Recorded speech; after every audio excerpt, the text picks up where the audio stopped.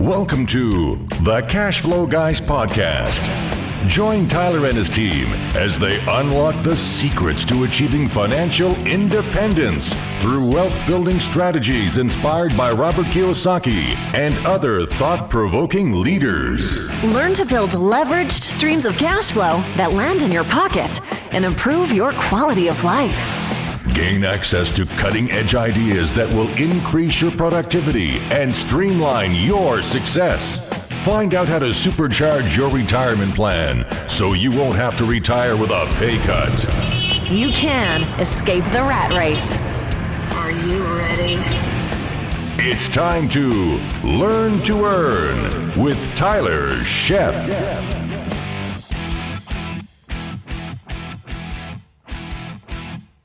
Welcome, ladies and gentlemen, to the Cash Flow Guys podcast. My name is Tyler Sheff, and I'm your host. And this week, I want to talk about why I deleted Facebook from my phone and primarily why I'm heading towards removing social media from my life as a whole. Here's what's been going on in Tylerville lately in the last year or so. So my wife is not a social media fan. She never has been. She has a Facebook profile. Full disclosure, it's basically because I nagged her to get it. As we're building a brand and Cash Flow Guys, and then there's Cash Flow Gals and all that good stuff. Well, long story short, and before you get excited, ladies, Cash Flow Gals never became a thing. We just decided not to do that. Jill really didn't want to be in the limelight. That's not her thing. That's not what she does. Frankly, it was never my thing either, but here I am. That said, I have discovered, I've been doing a lot of research on my marketing. I went to Funnel Hackers Live over in Orlando, and I spent a lot of time around a group of people of all ages, really, but primarily it was a lot of millennials and a lot of, I can't think of what the generation is after millennials, but what we are. But anyway, I'm 47 at the time of recording this. That said, I spend all this time around people that are there to learn. They're listening to speakers covering different topics. They're there to network, talk with one another, and this type of thing. And what I discovered is that they're not paying attention to anything that's going on around them. People paid minimum, I think, ticket price was $1,000 to go to Funnel Hackers Live. $1,000 what they paid. And that is, amongst the conference world, is a rather the high end of conference costs. Usually a lot of conferences I go to are a lot cheaper than that. Not to say that it really matters what the price is. My point is that people were making that investment and then simply sitting there not paying attention at all. What I was noticing is everybody was staring at their phone, whether they were listening to a speech, whether someone was talking and they were supposed to be paying attention, whether they were trying to engage or somebody was trying to engage with them to some degree, whatever was going on, it never took more than 30 seconds for someone to glance at their phone. If I was watching somebody there, I would watch that only about 30 seconds would go by before they'd once again glance at their phone, especially if they're engaged in some sort of conversation. And for some people, just having it in their hand and they're pushing in and clicking and doing whatever. And lately in the last couple of years, my wife was getting kind of, and I don't want to use the word impatient because she wasn't wrong with what she was doing. So I don't want to say that she was incorrect in her assumption, but she was calling me on it on a regular basis. Like, hey, are you listening to me or are you watching a cat video on Facebook? And she was right. It started to drag away my focus. And here's what you have to understand about Facebook and different social media platforms. Now, for me, I denied that I had a quote unquote Facebook addiction because for me, that would mean that I wasn't in control, right? That I couldn't handle it. I couldn't control it. I would lie to myself and tell myself that I was there for business. Okay. I need to be on Facebook in order to run my business. Well, my business needs to be on Facebook, but I, Tyler Sheff, don't necessarily need to be on Facebook myself. I can hire someone to make posts on my behalf, this, that, and the other. But what I found is that, or more importantly, what Jill found is that I wasn't paying attention to her as much as I should have. Okay. And when she was saying things, she would ask me a question and there would be this uncomfortable pause.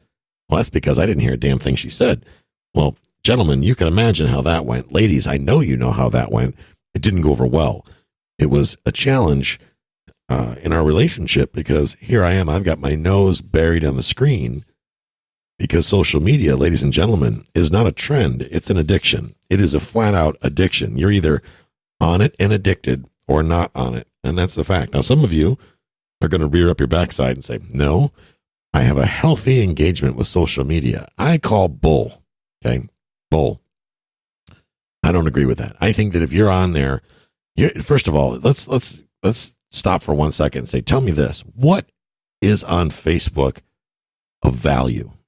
Okay. What's there? We use Facebook and other types of social media as a way to do the cursory, I'm engaging with my friends. No, actually, you're on Facebook diddling around. Engaging with your friends is like what I did this weekend. I had my friend Jim and I were up at my property, had a couple beers, had a campfire, walking in the woods, setting up the corn feeders, that type of thing. That's engaging with your friends. Sitting there for an entire evening with no YouTube, no television, no music, just having a good conversation for hours. See, that's the core of a good friendship. I told Jim, I said, one of the things I love about him is that he doesn't embrace technology. Okay. He's in his 50s and he's still a young guy, and he doesn't even have a smartphone. He's got a flip phone. You know, those ones from, I don't know, the 90s. He's got your typical $8 flip phone. He doesn't see that. For him, you actually talk on a telephone. That is the only purpose for a flip phone for him, is to simply have a conversation. So it's amazing. Think of this. Jim is actually able to carry on a great conversation, doesn't get frustrated in conversations because he's used to that being his only means of communication. So he's very good at communicating with other people because he doesn't rely on social media to do it for him. So in my opinion, Jim is one of the most ethical, honest individuals I've ever met. And he's probably one of the most effective communicators that I've ever met. He's been to no communication seminars. He's taken no special classes. Yes, he does have a college degree, but even he will tell you that the college degree didn't really serve him much benefit. It basically made the colleges rich, right? I mean, how much can you honestly learn from somebody who calls himself a professor and is making 40 grand a year, teaching you how to supposedly make 100 grand a year? Something's not right with that. I won't get on the topic of college today. We'll talk about that another day. My point is this. I deleted Facebook from my phone, number one, so I could focus on the things that are going on around me. My wife is very important to me. Spending time with her, focused on what she has to say. She's a pretty smart young lady, I got to tell you. She knows what's going on. She's got a lot of insight, a lot of logic, and she's pretty damn cute. So instead of focusing on my phone, I'm focusing on her when she's around. When she's not around, I'm focused on my self-improvement. And here's the thing, in my surroundings. There's no such thing as self-improvement on Facebook, boys and girls. I'm here to tell you. The straw that broke the camel's back for me on Facebook is one of my Facebook friends put and that's another thing I'll cover in a second, is the whole Facebook friends thing. I'll just say it right now, actually. There's no such thing as a Facebook friend. That's ridiculous. That doesn't even make sense. If you're friends, that means you know each other, you go out and do things together, whatever. This whole phenomenon of the Facebook friend it's a lie. It's a bunch of garbage. It really just needs to go away, in my opinion. But that's a whole other story for a different day. My point here is what you see on Facebook, more often than not, and those of you that are on Facebook, which is probably everybody listening to this episode, Facebook is turned negative. Has been for the last couple of years. It's gotten worse and worse and worse.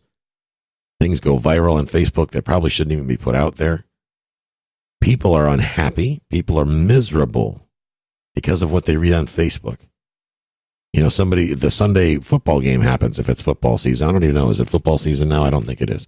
I don't watch football, so there you go. But the football game your team doesn't perform, so you go on there and complain about it, and then somebody picks on you and makes fun. Or better yet, your team does great, and somebody gets mad because your team did great.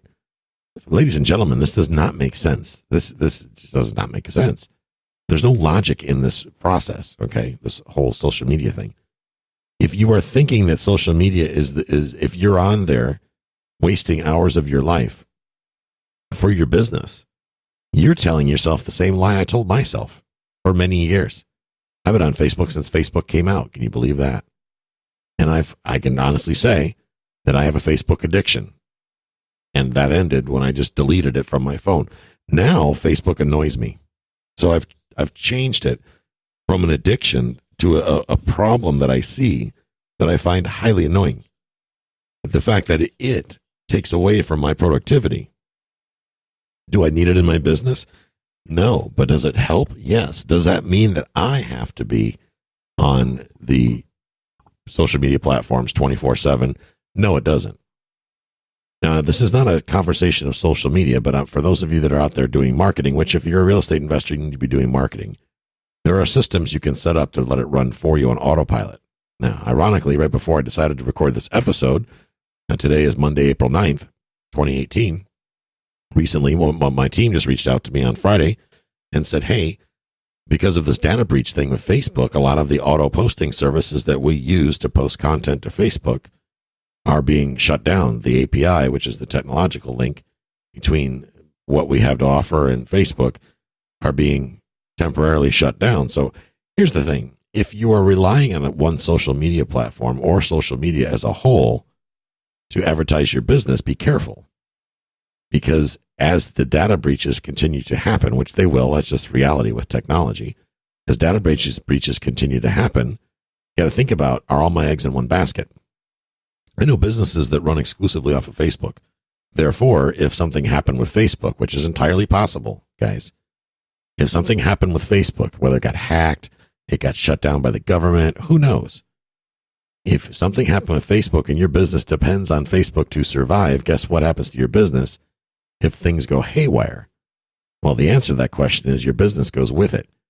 So my point is, don't put all your eggs in one basket. There is no better way to communicate with somebody as far as negotiations and getting people on board with your concepts, your theories, your ideas. No better way in the planet than being face-to-face.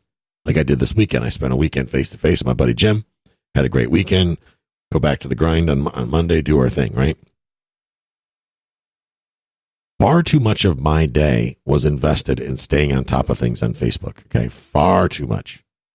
And when I went back and kind of thought about it, and that's the nice thing about being at my property is there's no internet up there. There's no cell phone signal. There's no nothing. I've got me, the trees, and whoever I happen to be sharing that time with, if anybody. So I'll bring books, and I read books up there. Do a lot of reading. I can't wait till my cabin's being built. My cabin's going to be built here in the next couple of weeks. Having one of those prefab things brought in. But we just had the pond made, and I'm thinking, man, I'm going to put a nice gravity chair or a hammock out here, and I can lay out here and just read and improve myself. This will be awesome. And you guys could do that too. It's absolutely possible. I know, because if I could do it, you could do it. That said, let's go back to focusing on what it has to offer me as an entrepreneur. Facebook. So I go on there. If I go on there in the morning, it's going to set the tone of my day. So if I hear some negative garbage, I'm either going to get on board with the negative garbage because I'm human, or I'm going to be disgusted that somebody posted it. And as I was talking about earlier, the straw that broke the camel's back for me, why I finally just deleted it, is one of my Facebook friends posted something, and I don't remember what it was. And I didn't even see it as controversial, but somebody else went on there and left a comment. And then a third person came in, and the two people, not my friend, but the two people started ripping each other apart. I mean, they were being obnoxious. You ever see those infographics on Facebook, or the memes rather, the kid sitting in his boxer shorts going, "Mom, bring me a Hot Pocket. I'm being an internet badass," or something like that. Folks, it's gotten carried away. The media, which is manipulating social media, as are the users, to put ideas in our heads to make us think, to turn us from positive to negative. That's sad. That's a sad day that we're letting these outside influences, the newspapers, turning us from positive to negative. You see, I'm a positive person. I don't need the negativity and the drama in my life. It's not worth it. None of us do. We're all sick and tired of it.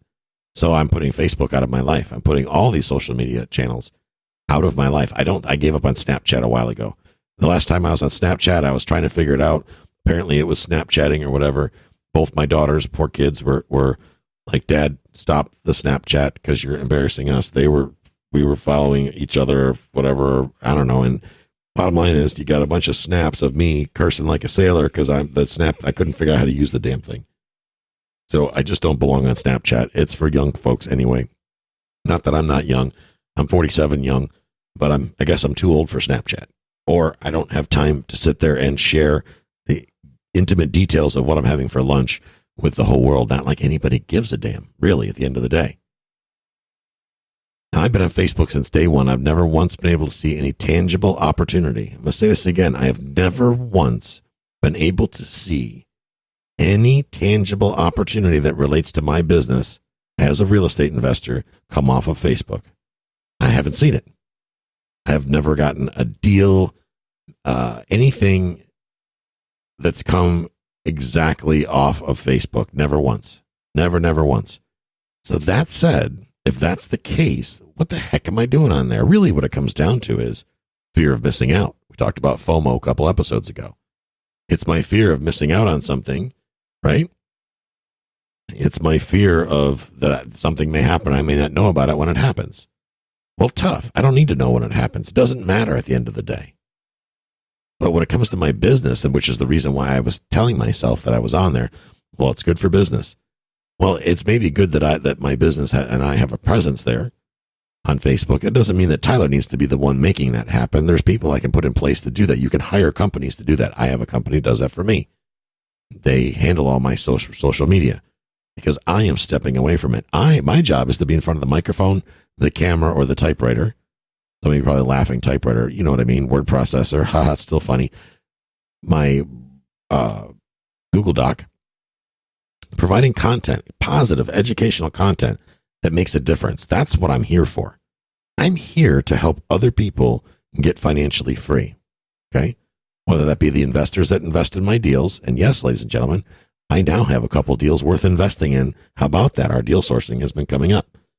So if I've talked to you about private money before, about investing, and you have capital you wanted to invest with me, now would be a good time to get back on my calendar. Let's have a conversation because I may have some opportunities that will work for you. That said, folks, I've seen lots of lies, gimmicks, posing, staging, and all kinds of other ridiculousness all over Facebook. You hear people say it's the highlight reel. It absolutely is the highlight reel, but it goes beyond that. It goes to the next step. It goes too far. You got these people out there, I call them the glamour syndicators. These guys run around the Lambos and the suits that don't fit, that are tight, and their high waters and the fancy shoes. Meanwhile, I'm in flip-flops and I'm raising a hell of a lot more money than most people are. But the reality of it is, guys, this Facebook lifestyle that we become is fake in most cases. Fake.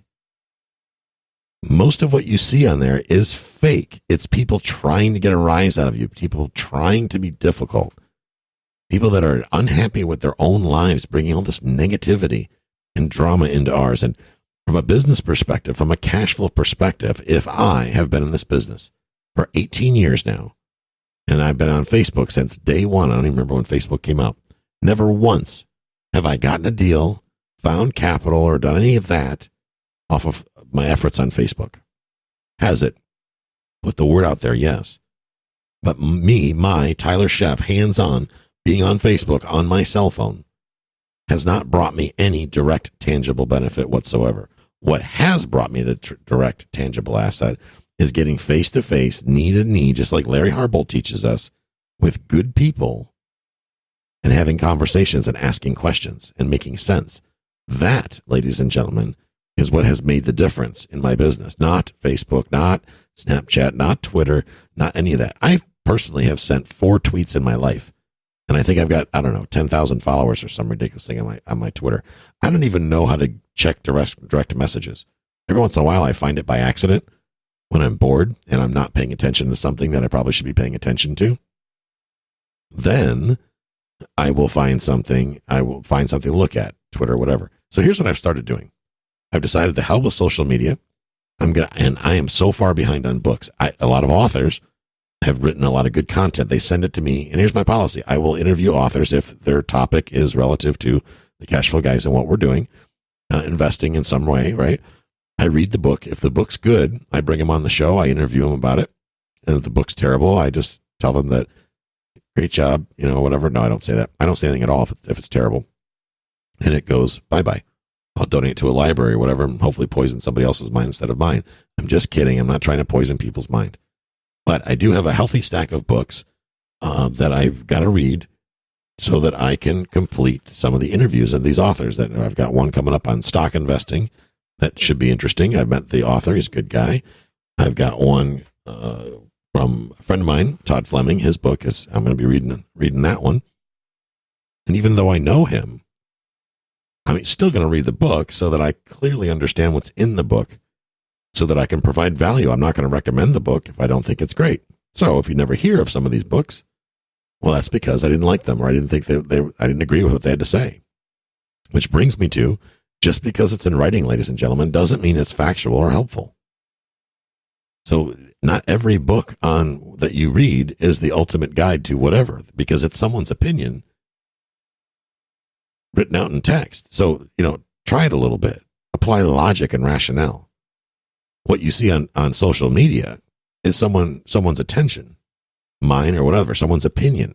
If I put a post on social media, now I try to make sure everything that I put on social media is 100% factual.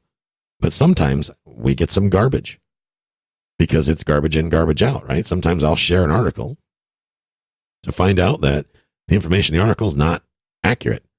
And then I have to try to go back and delete it, or I don't find out about it till it's too late. I've had 1 or 2 podcast episodes that I've tried to go back and delete. I can't get them out there. I don't agree with the information after the fact. I did more research, or I did the investment, and I found out that things didn't work out that way. Those of you that know me with infinite banking, I am no longer a fan of infinite banking. Why am I not a fan of infinite banking? Well, because I got to give the insurance company is going to keep 40 to 50% of what you invest in the first year, and then a similar amount for years to follow. Well, ladies and gentlemen, that's ridiculous. The only people making money in infinite banking are the ones selling it. I can tell you that the owners, based on that structure, the person that's putting the money up is paying a healthy fee. What if I sold you my house, or sold you a house as a realtor, and I charged you a 50% commission? What would you do? You would scream fraud and run to the hills. Yet the infinite banking people call that the cost of doing business. This is an episode about infinite banking, so I'll get back off that topic. Back to social media. I got some interesting stats for you guys about social media I want to bring up. Facebook's own Mark Zuckerberg said that the average Facebook user, he said this in 2017, the average Facebook user spends 40 minutes per day, every day, on Facebook. I'm going to say that again. Mark Zuckerberg himself, the owner, president, whatever you want to call him, CEO of Facebook, said that the average Facebook user spends 40 minutes per day. So let's do a little bit of math. 40 minutes per day, 7 days a week, adds up to 1 year and 10 months of time. Now, my engineer listeners have pulled your car over and you're typing out your calculator right now to make sure I'm correct. But 1 year and 10 months is what I read. 40 minutes per day adds up to 1 year and 10 months. So that means if you're watching it that's just mind-blowing to me. So that's like saying, okay, let's say you got a crystal ball and says you're going to die at 70. Well, guess what? You're going to now die at 68 because you wasted 2 years of your life almost on Facebook. That is mind-blowing to me. I can't believe that. Here's another shocking statistic. 79% of Americans use Facebook daily. That means 79% of Americans are wasting, squandering 1 year and 10 months of your life. What could you do if you had that 1 year and 10 months back? How about spending more time with your wife or your husband or your children or your parents or somebody worth spending time with? Invest in them instead. What if you applied that 1 year, 10 months to, I don't know, building passive income? Everybody's in a hellfired rush to get financially free. So you're out there trying to flip houses thinking, I'm just going to flip my way to success. That 1 year and 10 months could be used to educate yourself that that's probably the dumbest thing you can do is flipping houses, trying to get yourself to buy and hold. Not going to work. As of the fourth quarter of 2017, over 1.3 billion with a B, 1.3 billion with a B Facebook users. 1.3 billion. That is unbelievable. Also, 80% of time spent on social media happens on a mobile device. 80%. So that tells you that 80% of the time people are, remember the 80-20 principle? 80% of the time people are staring at their phones. What does that do to your neck? Does anybody else have that problem? You stare at your phone long enough, it hurts your neck. Well, here's what goes on. And this is one change I've made to be positive. So as I was telling you, I got behind on reading my books, right? So then I go to audiobooks. Well, then I have a hard time concentrating sometimes on audiobooks. So how do we fix this problem? Well, I want to go back to reading because I comprehend best when I read.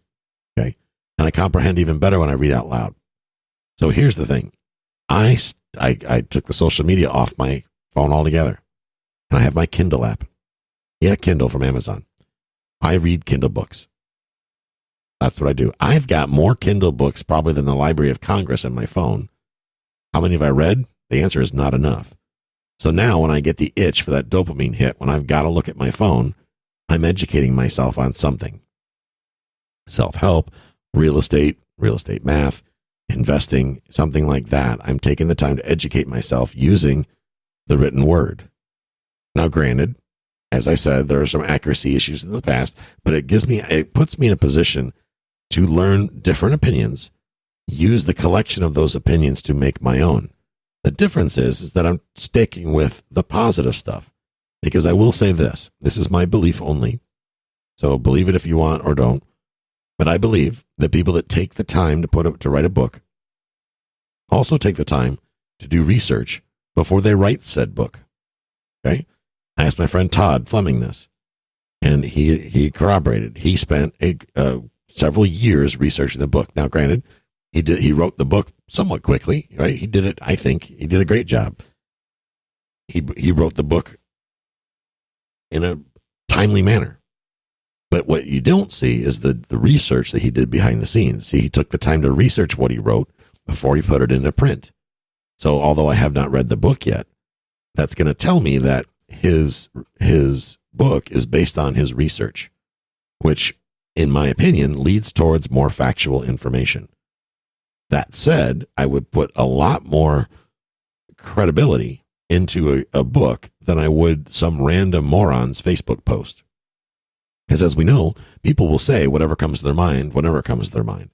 But the author, the written word, they spend a lot more time focused on the quality, accuracy, and completeness of the information that they put forth. So think about that next time you're on Facebook or Snapchat, or you're seeing some beach body, or you see that pretty girl that, oh my God, she's so gorgeous. And then you don't know what she looks like without all that makeup. Think about the people that are caked on all that makeup, right? And then you'll never see a picture of them without makeup.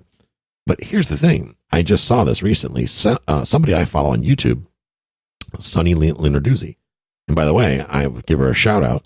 Sunny Lenarduzzi has gotten really popular on YouTube, and she's basically a business coach. She teaches you how to market your business online. And she's very good. The way she does her videos are very informational, and they're well laid out. They're to the point. There's no fluff. There's no drama. She just gets it done, right? And she does a really good job of, one of these days I'm going to get her on the podcast because I have a lot of respect for what she does. But she also happens to be a drop-dead gorgeous young woman. I mean, she is absolutely breathtaking. She's so pretty. But she did a thing recently where she took off the makeup. Now, I'm not a big fan of makeup. I'm just not. But she had the guts, in my opinion, to go makeup free on a video and talk about her real self. And she has the same struggles, folks, that you and I do. And she had the gall, or I shouldn't say the gall, the courage to record a video without makeup, showing us what she looks like when she wakes up in the morning, basically, the real Sunny Lenarduzzi. So shout out to her for being authentic and real. I think that's awesome. Now, I'm a dude with no hair, so I look the same in the morning that I do right now, because nothing changes. There's obviously no makeup on me. I sound like this all the time. The only difference is when I wake up in the morning, I sleep with a CPAP, so I've got the impression of a CPAP around my mouth, I guess. But besides that, I'm the same guy no matter whether I wake up in the morning, whatever. There's no makeup, there's no show. But I just have I think that's cool that somebody like her, that's as gorgeous as she is, and she's still gorgeous without makeup. That's the funny part. She thinks she looks like hell without makeup, and she's still a beautiful woman. She's naturally beautiful. She doesn't need makeup. But I admire her having the courage to come on and already be so popular, and to come on to YouTube and Facebook and whatnot and put herself out there as authentic. And because she is authentic. So on the respect meter, she's pegging it for me. I think that's awesome. I think that's great. And so guys, go check out Sunny Lenarduzzi. It's Lenarduzzi. I think it is Sunny Lenarduzzi on YouTube. Take what she teaches you and use that to promote your real estate business. Bottom line is, folks, the moral story here what we're talking about today is people need, if you are not focused, if you are all over the map, if you're not clear on your strategy, what you're doing, you're never going to be able to raise any money. People are not going to bring you opportunities. Why? Because that social media has got you all over the place. Everybody is watching. You got to get focused and laser honed in on what is your identity, and then take the time to put the systems in place to tell the world. Understanding that everybody around you is completely distracted by their focus on social media. Take that, remove yourself from that distraction, and instead insert a system or a person to do that for you, and use the addictive factors of social media to your advantage as a real estate investor. Put the word out there. Get on, have somebody get on Facebook for you. Get on any type of social media, Snapchat, whatever. Put the message out there, because everybody, ladies and gentlemen, is looking down. And if you're the one that's looking up, you're going to zoom right past all the people that are looking down. So think about that this week.